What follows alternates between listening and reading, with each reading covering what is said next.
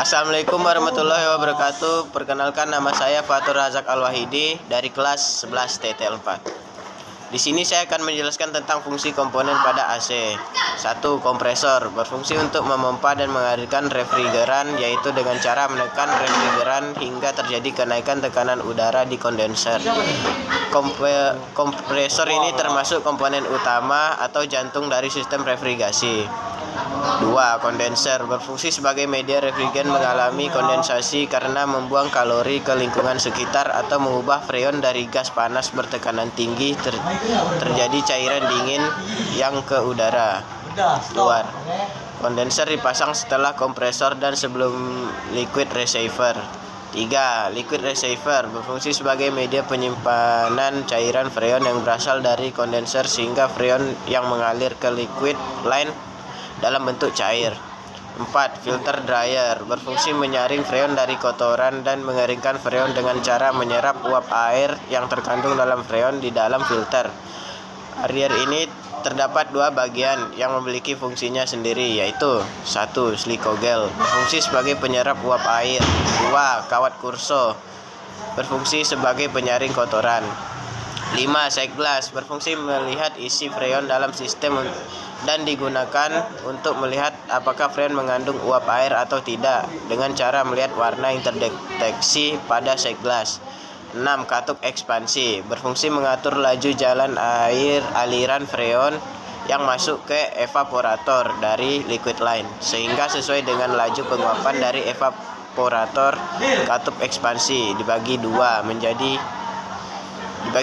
yaitu 1. Kapiler katup yang tidak bersensor, TXB katup yang bersensor.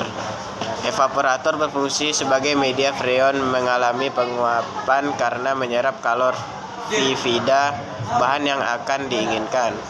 8. Akumulator berfungsi memastikan freon yang akan masuk melalui kompresor benar-benar gas dan uap. Selanjutnya saya akan membahas tentang rangkaian konstruksi AC. Sebelum ke topik, saya akan membahas apa itu refrigeran.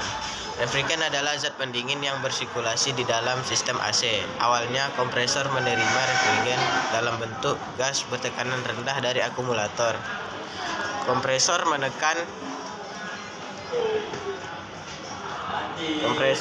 gas refrigeran sehingga tekanan naik menjadi high pressure dan suhunya naik menjadi 73 derajat Celcius.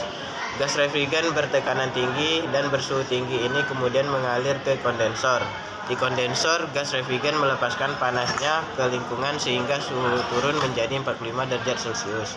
Berubah wujud menjadi cairan bertekanan tinggi. Cairan refrigeran ini kemudian mengalir melalui filter dryer dan shake glass menuju ke katup ekspansi.